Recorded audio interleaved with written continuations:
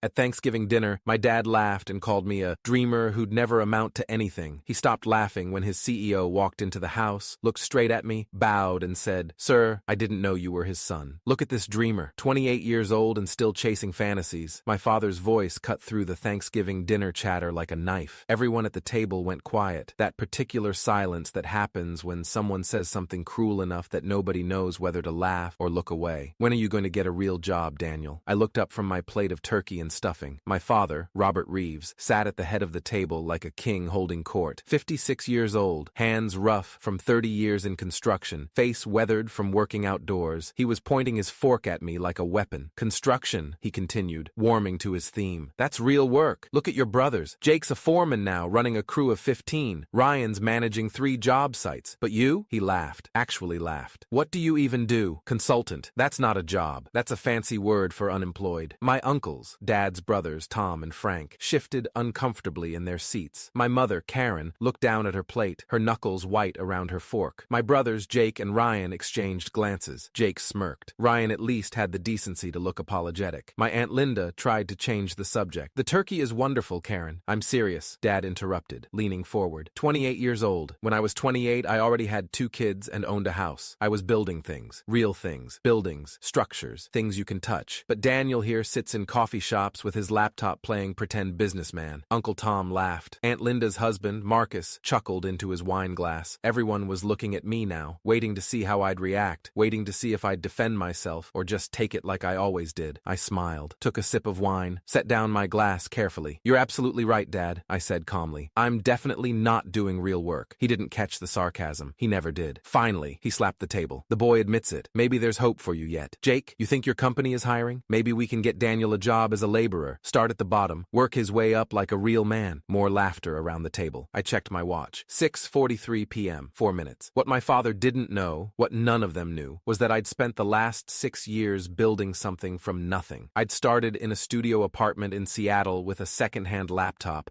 living on ramen and ambition, developing software that optimized supply chain logistics for construction companies. My first client was a small contractor in Portland. He paid me $500 to streamline his inventory system. It saved him $30,000 in the first year. Word spread. Within 18 months, I had 26 clients. Within 3 years, I had offices in 4 cities and 32 employees. Within 5 years, I'd built the premier construction logistics consulting firm on the West Coast. Last year, I sold it to Stratton Global Industries for $43 million.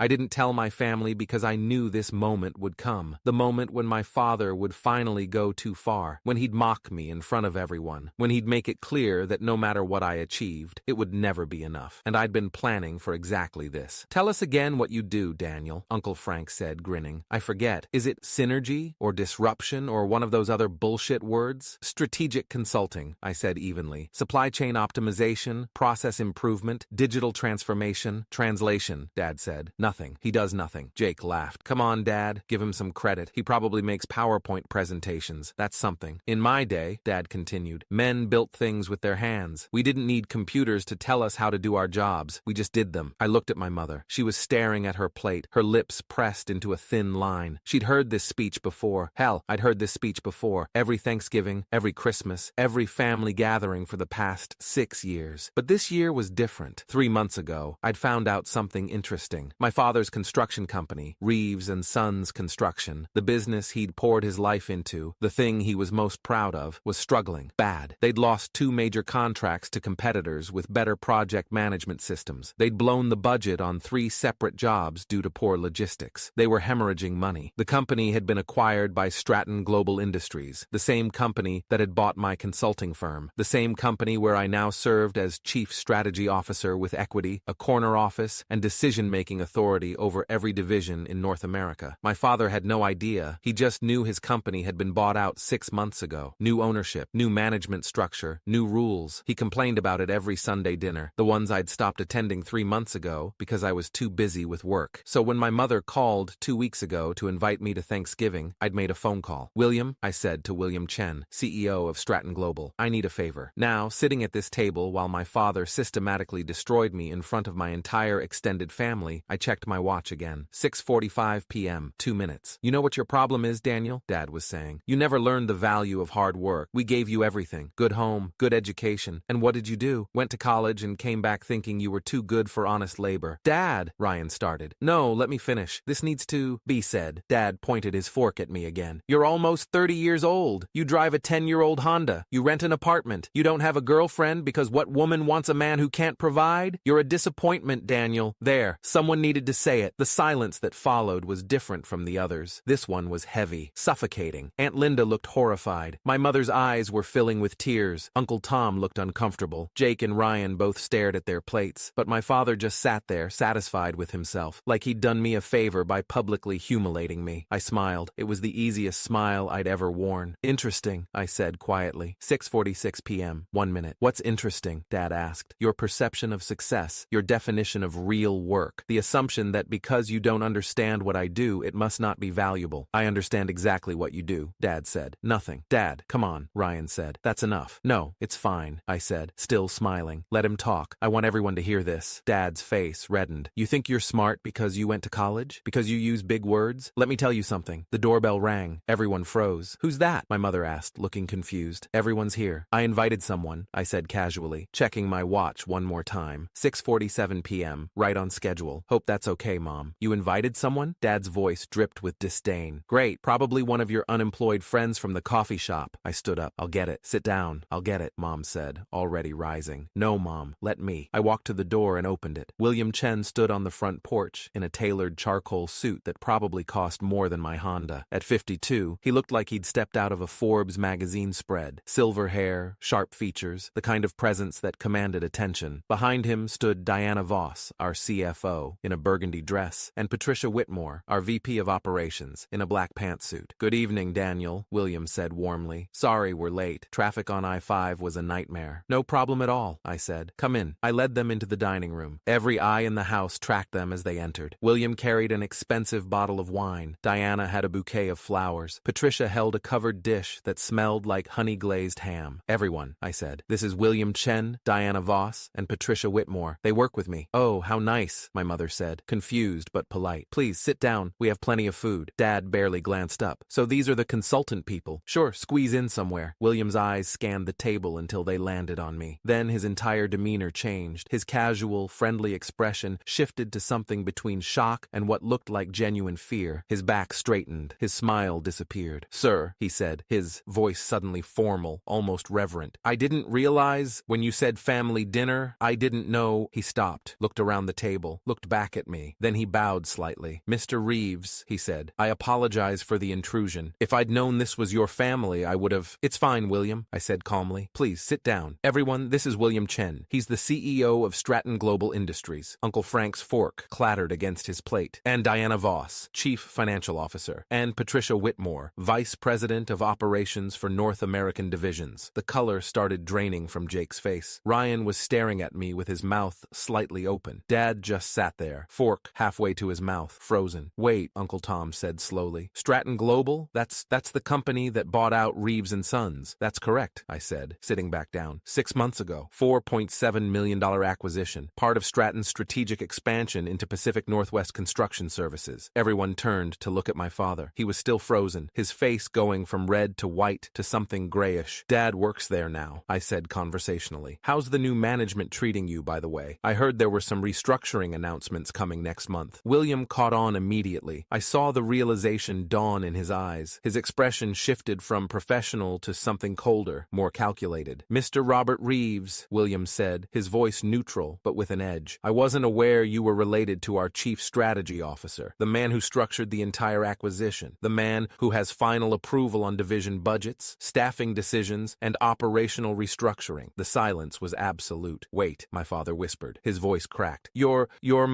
boss's boss's boss, I said. Yes. Diana leaned over and whispered something to William. He nodded slowly, his eyes never leaving my father. Mr. Reeves, William continued, I've been reviewing Q3 performance reports. Your division, the legacy Reeves and Sons contracts, has been underperforming relative to projections. Margins are down 14%. There's been discussion about cutting redundant positions in that division. Redundant? My father's voice was barely audible. But of course, William said, glancing at me, I'm sure your son wouldn't want us to make any hasty decisions about his father's employment. Would you, Daniel? Every eye in the room was on me now, waiting. My mother's hand covered her mouth. Jake looked like he wanted to disappear into his chair. Ryan's face had gone completely pale. Aunt Linda's eyes were wide with something between horror and fascination. I took a sip of wine, let the moment breathe, let them all sit in it. Tell me, Dad, I said finally, setting down my glass. What was that you said about real work? His mouth opened, closed. No sound came out. Because I'm trying to understand, I continued, my voice calm, almost gentle. I want to make sure I have this right. Construction is real work. Building things with your hands is valuable. But strategic consulting, supply chain optimization, digital transformation, that's nothing. That's pretend. Is that accurate? Dad's Adam's apple bobbed. He couldn't seem to form words. Here's what I find interesting, I said. The reason Reeves & Sons was hemorrhaging money, the reason you were about to go bankrupt, was because your project management was stuck in 1995. You were still using paper requisition forms. You were tracking inventory on Excel spreadsheets. You were losing thousands of dollars per project because nobody could tell you where your materials were or when they'd arrive. William nodded. The due diligence report was extensive. So when Stratton acquired you, I continued, what did they do? They brought in consultants, people like me, people who use laptops in coffee shops, people who make PowerPoint presentations. And do you know what happened? My father was staring at me now, and I couldn't read his expression. Shock, fear, maybe shame. Your division's margins improved by 8% in the first quarter under new management, I said. All because someone implemented the kind of pretend work you just mocked me for doing. Patricia spoke up. The digital inventory system alone saved $127,000 in Q3. But that's not real work, right, Dad? I stood up slowly. Let me tell you what real work is. Real work is spending 6 years building a company from nothing. Real work is working 100-hour weeks to prove a concept everyone said was stupid. Real work is earning every single client through results, not inheritance. Jake flinched at that. Real work, I continued, is turning a failing business model into a profitable acquisition. Real work is managing 47 direct reports across 6 states. Real work is sitting in boardrooms making decisions that affect thousands of families, including yours. The room was so quiet I could hear the kitchen clock ticking. But you're right about one thing, I said. I do drive a 10-year-old Honda because I don't need to prove anything with a car. I rent an apartment because I travel 40 weeks a year, and buying a house I'd never be in seemed stupid. And I don't have a girlfriend because I've been too busy building the career you just told me doesn't exist. My mother was crying now, tears running down her face. William, Diana, Patricia, I said, turning to them. Thank you for coming, but I think we should go. I'm not very hungry anymore. Of course, sir, William said, standing immediately. Diana and Patricia followed suit. As I walked toward the door, my father finally found his voice. Wait, Daniel, please, I didn't mean... I stopped, turned around slowly. Yes, you did, Dad. You always mean it. That's the problem. I was trying to motivate you. Motivate me? I laughed, and it came out bitter. Dad, I sold my company for $43 million.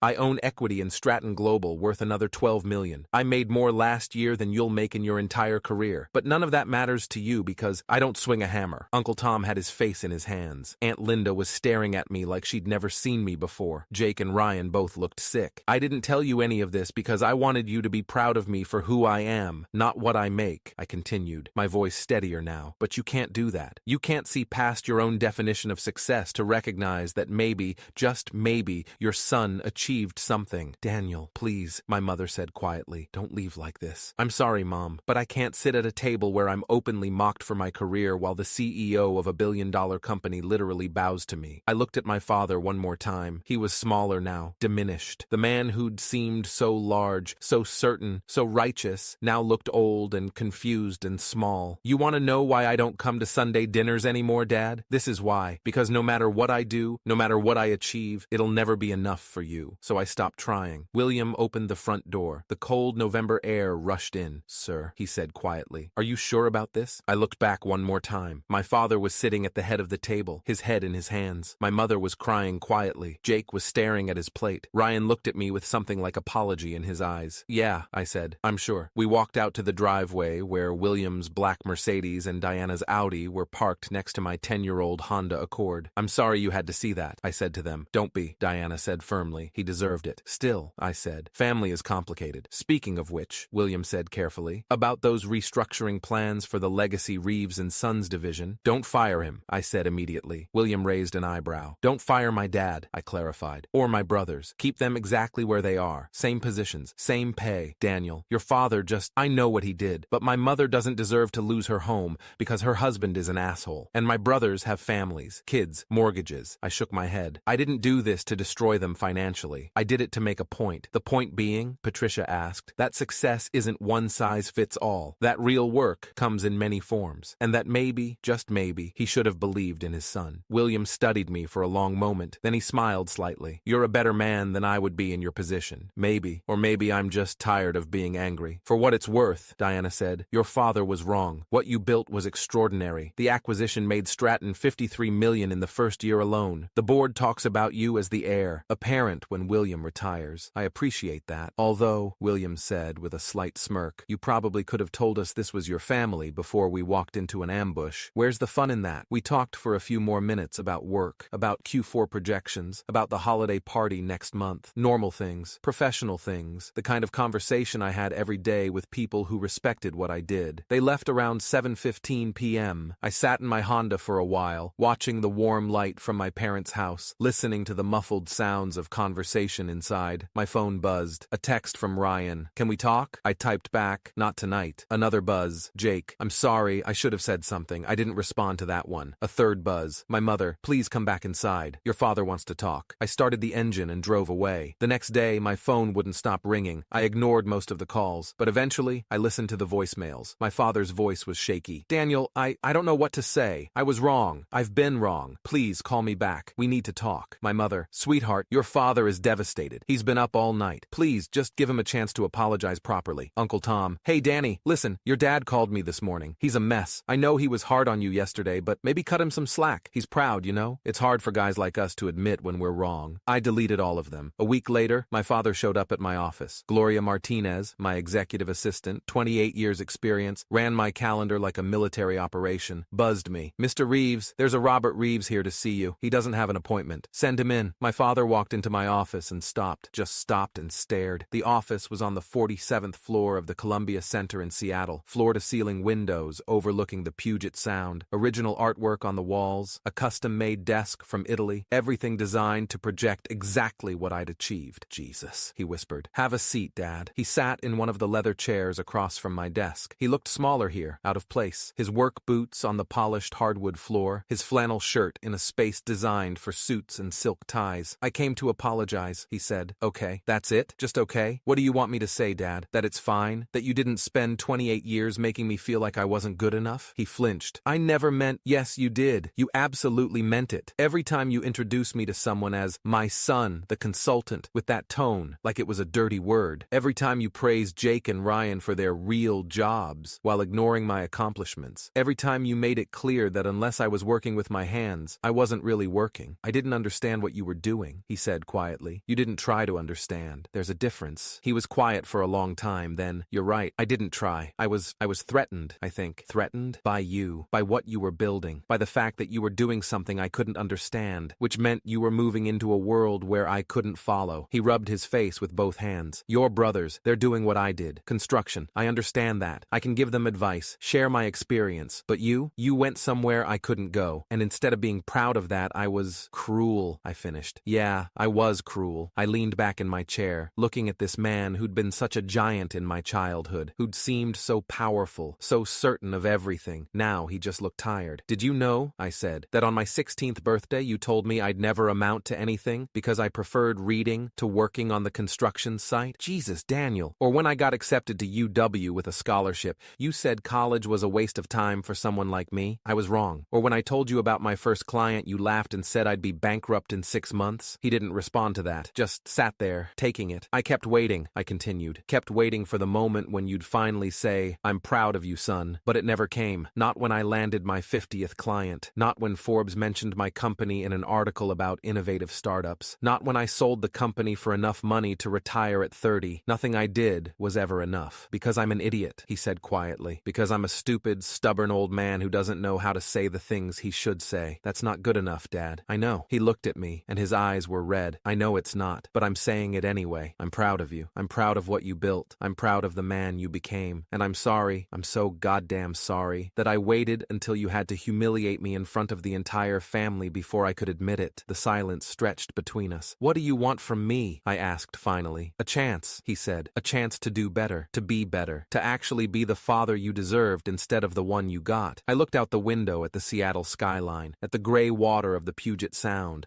at the mountains in the distance. Jesus, I don't know if I can do that, I said honestly. I don't know if I can just forgive 28 years because you finally realized you were wrong. I'm not asking for forgiveness, not yet. I'm just asking for a chance to earn it. I turned back to him. What does that look like? I don't know. Maybe Sunday dinners? You and me? Just us. No brothers, no uncles, no audience. Just two guys having a meal, talking. I want to know about your work. Really know. Not so I can judge it, but because I want to understand what my son does. And if I say no, then I'll understand, but I'll keep trying. Because you're my son, and I love you. And I should have said that a hell of a lot more than I did. I sat with that for a while. One dinner, I said finally. One Sunday dinner. You ask genuine questions. You actually listen. You don't compare what I do to construction or suggest I should be doing something else. If you can do that, if you can get through one meal without making me feel like I'm not good enough, maybe we can try a second one. He nodded, relief evident on his face. I can do that. And Dad? Yeah? If you ever humiliate me like that again, we're done. Completely. I don't care if you're family. I don't care if Mom begs. We're done. Understood? Understood. He stood to leave, then paused at the door. That thing you said at Thanksgiving, he said, about making more last year than I'll make in my career? What about it? Was that true? Yeah, it was true, he nodded slowly. Jesus, then. Good for you, son. Sincerely, good for you. After he left, I sat in my office for a long time, watching the sun set over the water. Gloria buzzed me. Mr. Reeves, your 4 p.m. is here. Send them in. And I went back to work. The kind of work my father finally might be starting to respect. 3 months later, I was having Sunday dinner with my father at a quiet Italian restaurant in Fremont. We'd done this every week since that day in my office. The first dinner had been stilted, awkward. The second, slightly better. By the fourth, we were actually having conversations. Tell me about the Benson project, he said, cutting his chicken marsala. I'd told him I couldn't discuss specific contracts due to confidentiality, but I'd started sharing general concepts, explaining how supply chain optimization worked, walking him through the strategies we used. It's interesting, he said after I'd explained a particularly complex logistics problem we'd solved. I never thought about it that way. The timing of deliveries, the storage costs, the labor scheduling, it all connects. That's exactly it. Everything connects. One delay creates a cascade of problems. We could have used someone like you at Reeves & Sons 20 years ago. You had someone like me, I said quietly. You just didn't listen. He set down his fork. You're right. You tried to tell me about inefficiencies in our supply chain when you were, 22? 23, summer after I graduated. And I told you to shut up and let the men who knew what they were doing handle it. Yeah, I'm sorry. I know. We ate in silence for a while. Then he asked, are you happy? The question surprised me. What? Are you happy? With your life, your career, all of it? I thought about it. Yeah, I think I am. It's demanding, sometimes exhausting, but I love what I do. I love solving problems, building systems, making things more efficient. That's good, he said. That's all I ever wanted for you boys. To be happy. I just had a stupid, narrow idea of what happiness should look like. You know what made me happy? I said, last week, when you asked about my work without judgment, when you actually listened to my explanation without trying to compare it to construction, that made me happy. He smiled, a real smile, not the forced ones from before. Then I'll keep doing that. 6 months after Thanksgiving, my mother called. Daniel, honey, would you come to Sunday dinner? Not at the restaurant. Here, at home. I don't know, Mom. Jake and Ryan want to apologize properly. Your father talked to them, really talked to them. They understand now what they did wrong. I hesitated. Please, she said, give them a chance, like you gave your father a chance. So I went. Jake and Ryan were waiting in the living room when I arrived. They both stood up when I walked in. Hey, Jake said awkwardly. Thanks for coming. What's this about? We're sorry, Ryan said, for Thanksgiving, for all the other times, for treating you like your success didn't count because it wasn't construction. We've been talking to Dad, Jake continued, about what you do, about what you built, and we realize we were assholes. Yes, I said, you were. We'd like to change that, Ryan said, if you'll let us. I looked at my brothers, both in their early 30s, both with families, both clearly uncomfortable, but trying, really trying. Okay, I said finally. We can try. We had dinner. It wasn't perfect. There were awkward silences, moments of tension, but it was better, different. As I was leaving, my father walked me to my car. Thank you, he said, for coming tonight, for giving them a chance. Don't thank me yet. We'll see if they actually change. They will, because they saw what I almost lost. He paused. I almost lost my son because I was too stubborn to admit I was wrong. They don't want to make the same mistake. I got in my car, but didn't start the engine immediately. Dad? Yeah? At Thanksgiving, when William walked in and called me, Sir, what did you feel? He was quiet for a long moment. Then, shame. Complete, overwhelming shame. Because in that moment, I realized I knew nothing about my own son, that everyone else saw what you'd achieved, but I'd been so busy judging you that I'd never actually looked. Good, I said. Remember that feeling, because if you ever make me feel small again, that's where we'll end up. With you knowing nothing about me, because I'll make sure you don't get the chance. I understand. I drove home, thinking about how strange it was that the moment meant to humiliate my father had somehow begun healing our our relationship, that the worst Thanksgiving of my life had led to the best 6 months. A year after that dinner, William announced his retirement. The board of directors met to discuss succession.